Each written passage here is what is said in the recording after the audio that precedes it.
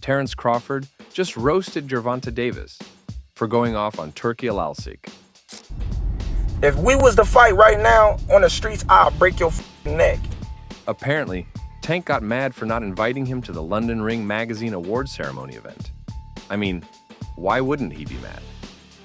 The event showed off some of the biggest names in boxing, such as Alexander Usyk and Evander Holyfield. And that's not all. Most of Tank's rivals were at the event, including Ryan Garcia, Devin Haney, Teofimo Lopez, and Shakur Stevenson. These are fighters Tank has beaten or competed with, so why wasn't he invited too? Remember that he's one of the top lightweights in boxing and has proven himself in the ring. Seeing his rivals there must have made the situation even worse. To make things even more awkward, Crawford decided to bring the drama to social media. On X, Bud shared a post that seemed to throw shade at Davis. The message hinted that someone didn't get an invite to the gala, and it didn't take long for fans to connect the dots. The person being called out was none other than Gervonta Davis. As soon as the post gained attention, Davis was quick to clap back. He seemed sure that the message was meant for him, and he wasn't about to stay silent. In a post that he later deleted, Davis fired back. He said that even though he wasn't invited to the event, he still has more money than Crawford. Davis wanted to make a point, even though he decided to take it down later. Not expecting this attack, Crawford then posted on his X. First thing a dumb rich person say to another rich person is, "I got more money than you. I bet you I own more investments than you. And I don't owe $1 in taxes. You can't buy nothing I can't buy that I want, sir," in that effect. Let's see who money lasts the longest, smart guy. Right after the first post, Crawford didn't hold back and followed it up with another tweet. This time, he made it clear that Davis shouldn't get too confident about his earnings. Crawford hinted that soon enough, he would make even more money than Davis. Crawford also brought up Davis's recent talks about a rematch with Ryan Garcia. Their first fight had been a huge success, bringing in a lot of money for Davis. Crawford thinks Davis was eager to step back into the ring with Garcia, knowing how much attention and profit the matchup could bring. What likely pushed Crawford over the edge was when Davis dragged his family into the argument. This personal jab seemed to cross the line, prompting Crawford to fire back with a sharp response. If we was to fight right now on the streets, I'll break your neck. And that's on my kids. And you know it, I know it, and the whole world know it. And I'm not talking about no fighting in the ring. If me and you was to fight outside, I will break your neck. Boxers calling out names and making bold threats is nothing new.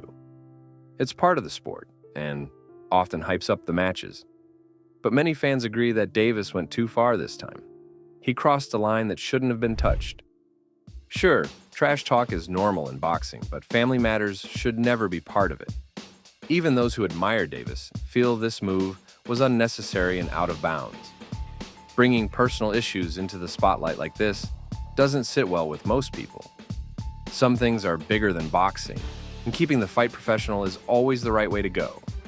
Now, let's talk about why Davis wasn't invited to the gala. The main reason seems to be his rocky relationship with the Saudis. It's not a secret that things haven't been smooth between them, and this might explain the snub. Here's what happened. When rumors started about Davis possibly fighting Devin Haney, the Saudis were very interested. They even wanted the fight to take place in the kingdom. It would have been a big event with lots of attention and excitement. But things didn't go as planned. Davis and the Saudis couldn't see eye to eye because he wanted to make a big statement about how important he is. He demanded something that would surprise even the most confident people. Davis said he wouldn't even think about talking unless Ferraris were delivered right to his door. And even if you hate to admit it, it's just way over the top. As you might expect, the Saudis didn't take this lightly. Turki Alalsikh, one of the most respected figures in Saudi boxing, had a sharp response. He said Davis wouldn't be getting Ferraris. Instead, he'd only receive a pair of gloves. The message? The Saudis weren't going to give in to his demands. To be honest, Davis could have avoided ruining his relationship with the Saudis if he had taken a different approach. Instead, he went to extreme lengths to make sure that the connection never worked out. In short, the reason why Davis wasn't invited was his own undoing. After demanding Ferraris, Davis also mentioned that he made big money by fighting where he currently is, rather than going abroad. This really didn't sit well with Turki Alalsikh. If you were Turki Alalsikh, would you want to invite someone who disrespects you like that? Davis just made it even harder to fix his relationship with the Saudis. Gervonta Davis speaking about you.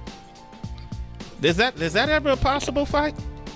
Yeah, if he want to dare to be great, he can be like all the other fighters that's moving up 2 weight classes, and, daring to be great.